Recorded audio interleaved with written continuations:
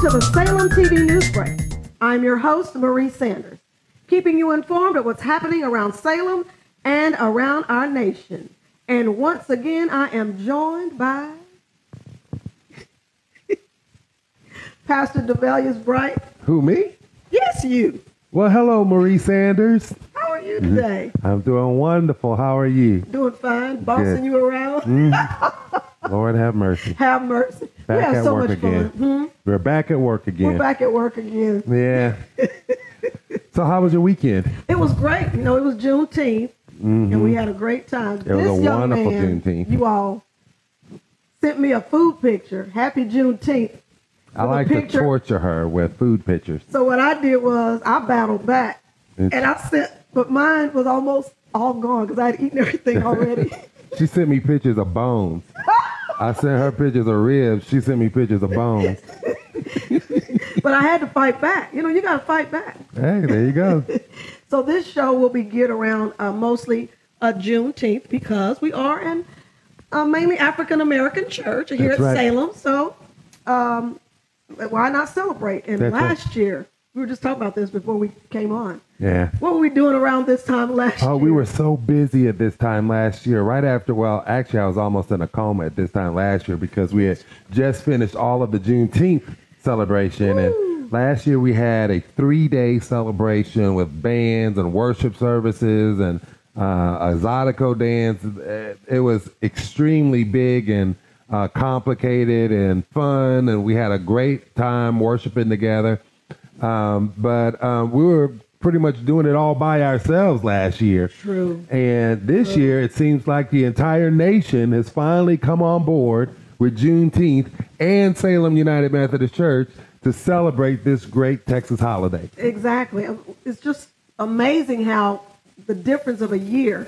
You know, we've been celebrating it, and we had the large celebration last year. We had the community choir. Right. It was just amazing. Then we had a local national artist that came in and sang for us. That's right. And now look at this year. Yeah. We had the Zydeco band come in. Yes. I mean, we had food trucks. We had a bounce house. I mean, it was a huge festival type of event that we were trying to get going. But outside of us here in Orange, Texas, being a native Texan, I've always known about Juneteenth. Me too. And now, now that our president has finally learned about Juneteenth, it seems like the entire nation has discovered this great holiday.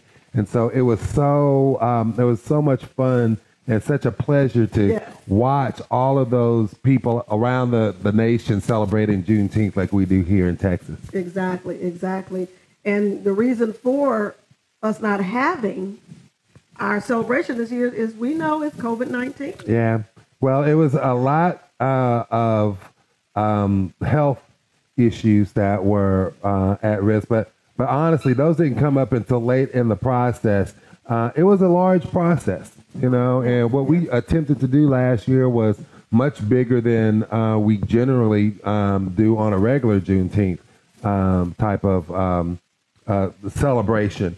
And so getting all of those people together for the parade and for the dance and for the expo and for the barbecue cook-off and all of that kind of stuff was extremely difficult, and there was only a handful of us doing it, and so we needed to take a year off this year to regroup and see how. And then as soon as we decided that we were going to take a year off from it, the entire nation catches on fire with Juneteenth Fever.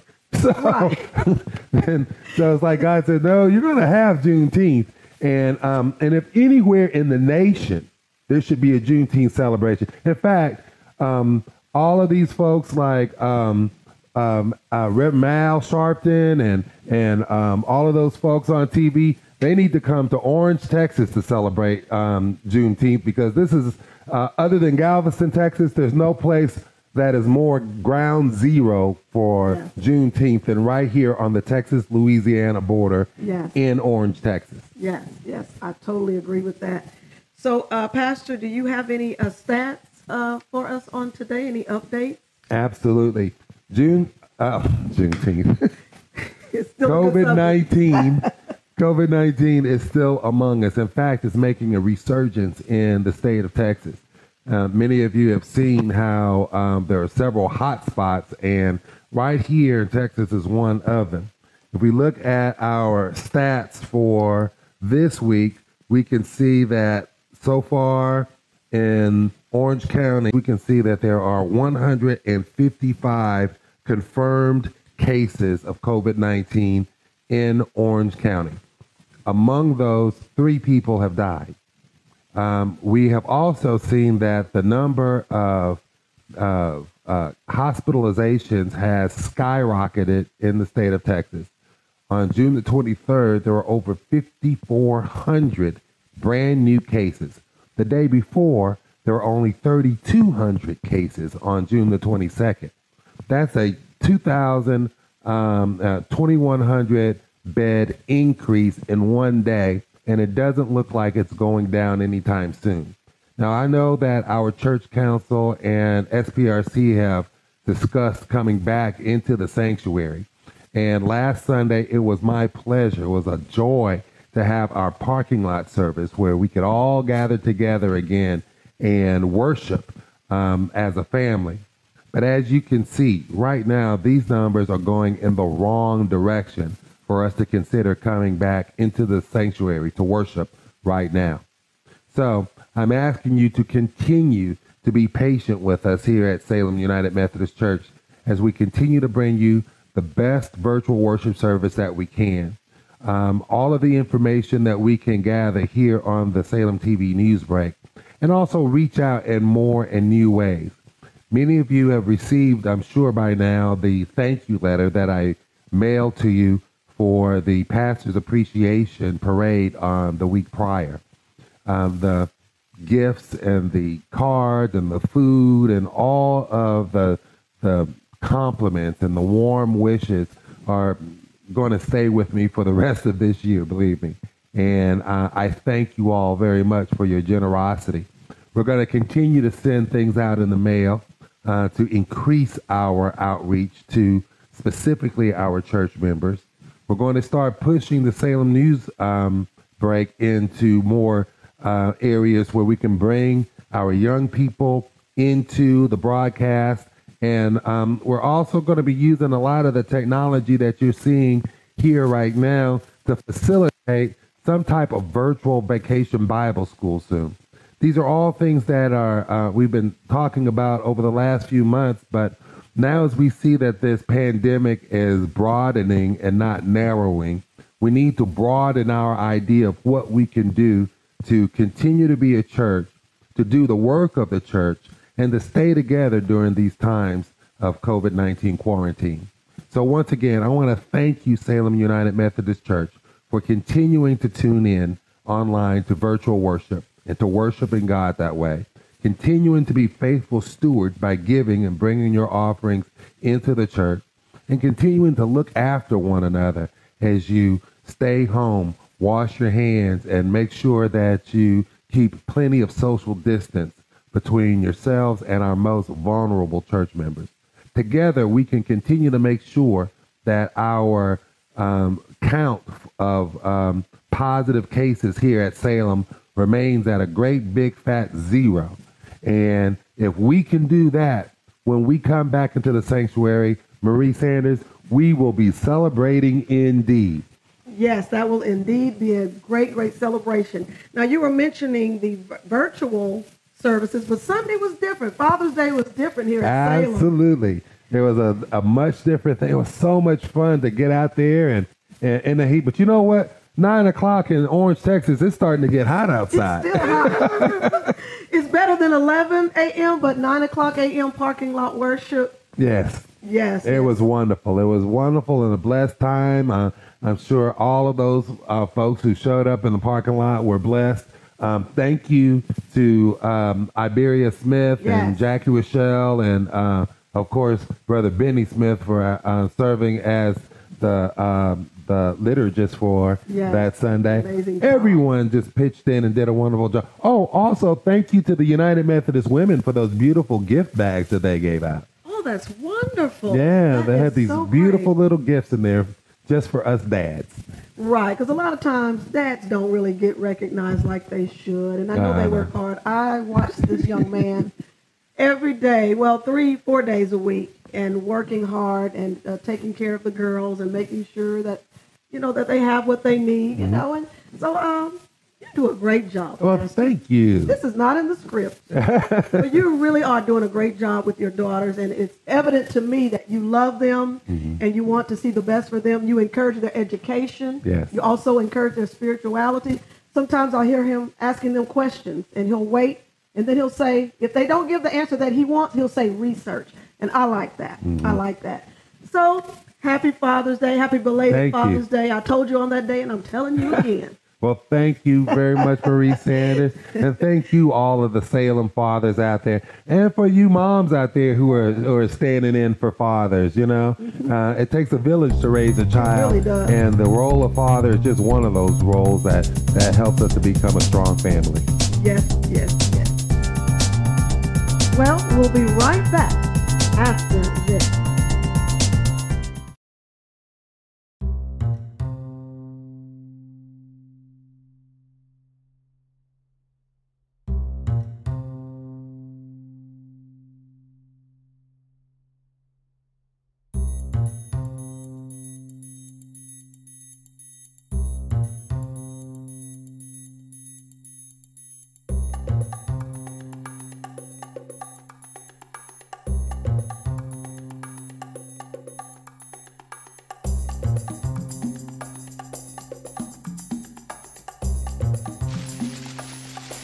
How was your time at SMU academically?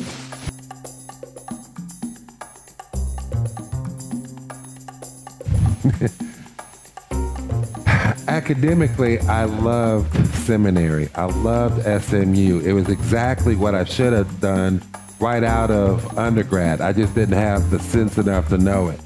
The academic rigors of Perkins School of Theology were considerable. It was so hard. And I was on such a clergy high, I guess you would call it, that I didn't even look at my grades for the first semester that I was there. But I soon learned, you better look at your grades and stay on top of your schoolwork because it's going to take more than just an anointing in the Holy Spirit to graduate and to get the grades that you need in order to get it done. On top of all of the schoolwork at Perkins School of Theology, there was the ministry inquiry process, which required constant work with mentors and with accountability groups and visits to my district board of ordained ministry. And so my life was full with the process of becoming an ordained elder. But fortunately for me, after I was in school for about a semester, I learned that it would be possible for me to get an appointment as a student pastor. And from that moment on, I was done. I was going to get myself a church. And that's what I did. And so all the time that I was in school, I was also pastoring as a student pastor and as a local pastor. And for 2 years, I had to drive back and forth every week. I would spend Monday through Friday in Dallas at Perkins and the weekends with you and Bijou here in Houston and pastoring the church. So it was the academic rigors of Perkins School of Theology notwithstanding, that process was tough. And if you can make it through that process, my hat is off to you.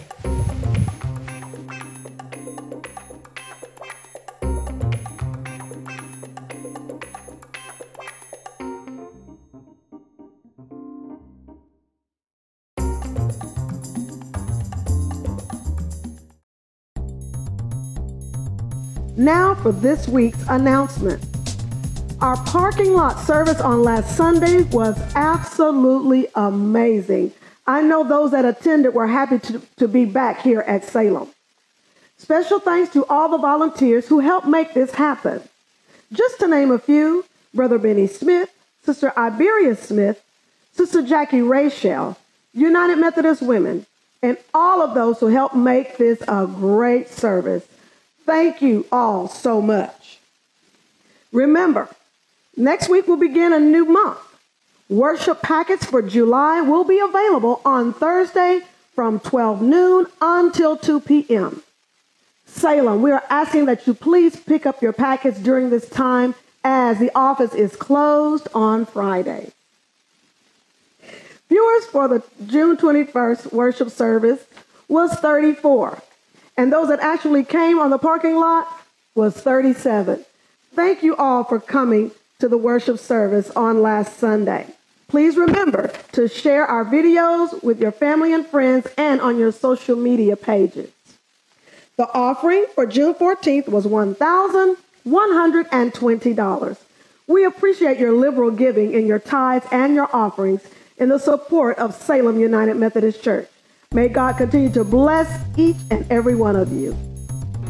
Let's do some Bible trivia. The first question is, why did David refuse to wear Saul's armor to fight Goliath? And the answer is, because he wasn't used to it. Which prophet did Queen Jezebel try to kill? Daniel, Elijah, Isaiah, or Ezekiel? If you said Elijah, you're correct. What relative was Martha of Lazarus?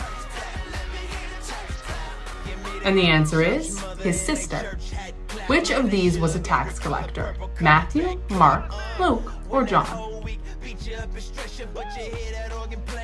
And the answer is Matthew. Where is the best place to keep God's word? If you said your heart, you're correct.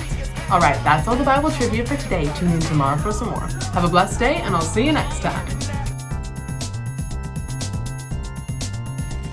Hi, I'm BG Bright, and I'm here with my sister. Hi, I'm Bella. That's Bella. So we are back with our segment, the Arts and Crafts segment, and this week we're going to be focusing on Juneteenth. Yes. So yesterday you got a new Pan-African flag. Yes, I did. So before the protests started happening, I started listening to a lot of podcasts and documentaries and stuff about the Black Lives Matter movement, and I found out about Pan-Africanism, which is basically just a movement for the liberation of Black people around the globe. And the flag for that, the colors are red, green, and black. Red for the blood that unites us all.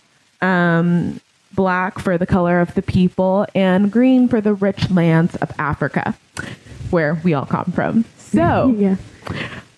So I was thinking to myself, I was like, what if we just did some crafts for that this week on this segment? So that's what we decided to do, because I'm decorating my room with a kind of red, green, and black theme because, African pride. So I was thinking, yeah, we should make some decorations.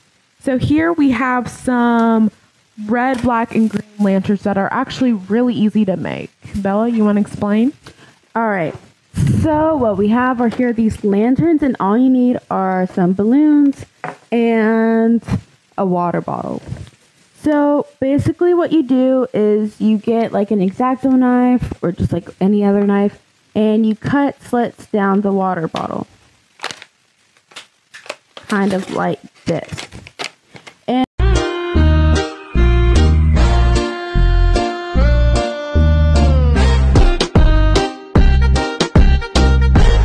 Eventually you have it split, all sliced up. You blow up a balloon inside and you get this.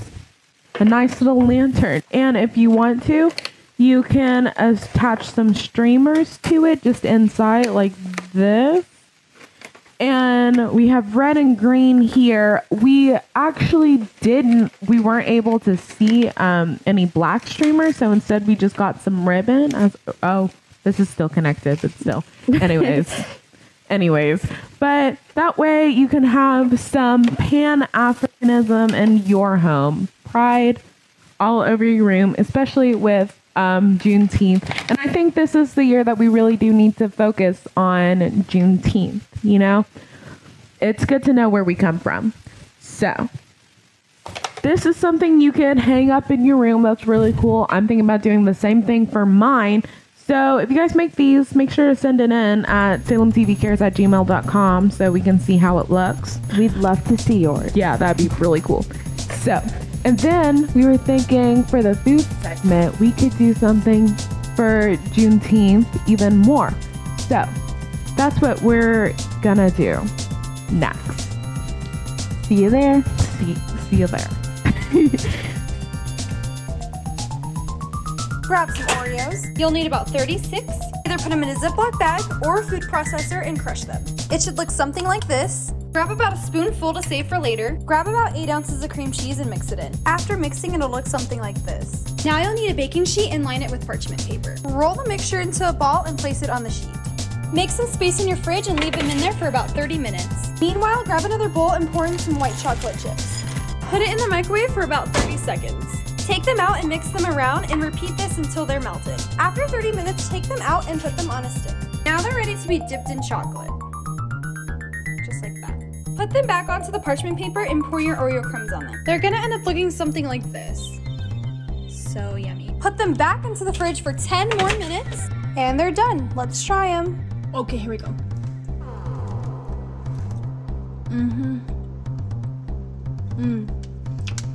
Now you know how to make Oreo balls. Hi, I'm Bijou Bright and I'm here with Miss Marie Sanders. Yes. And we are back with our famous Oreo balls. Yes. So today we have done kind of a Juneteenth theme with some red sprinkles and some green sprinkles. And now we will be adding some black gel. Now the green sprinkles have the chocolate mint Oreos in them, and the red sprinkles have the lemon Oreos. Ooh, lemon. Yeah. Ooh. I know. So I'm gonna add a few designs. What'd you say? There is one already designed in a little swirl. Okay. I think I'm gonna do this one with maybe some polka dots. Now, earlier, what did you call this black, what we're adding? The black power. We're adding the black power to it. Mm-hmm. That's cute. You can also drizzle it like this. You can, yeah. Mm-hmm. You want to add some? I'll try. Okay. Let's see if I can do this. I'm going to do this one. I'm going to do it like this. And then I'm going to do it like that. Ha-ha! Beautiful. Beautiful. Yeah. Isn't that beautiful? Look at there. So you said these are the what flavor?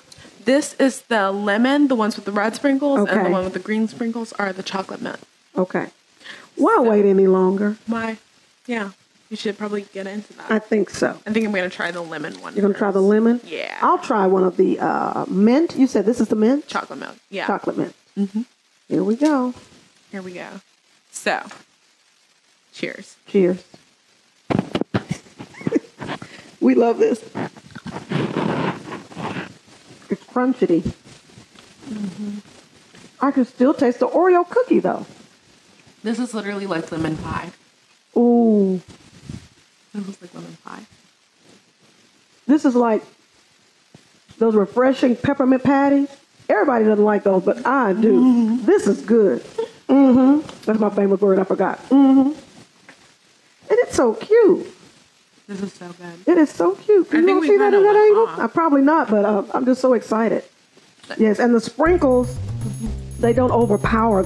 It just adds, a little color to it, and it doesn't overpower. Mm-hmm. You can taste the Oreo with the cream cheese and everything. And just taste really good. Everything comes through. Well, this is great. Texture. Very nice texture. Mm-hmm. Okay. Well, we're going to continue to eat these famous Oreo balls, and these are our Juneteenth Oreo themed balls. So until next time, stay faithful and stay fruitful.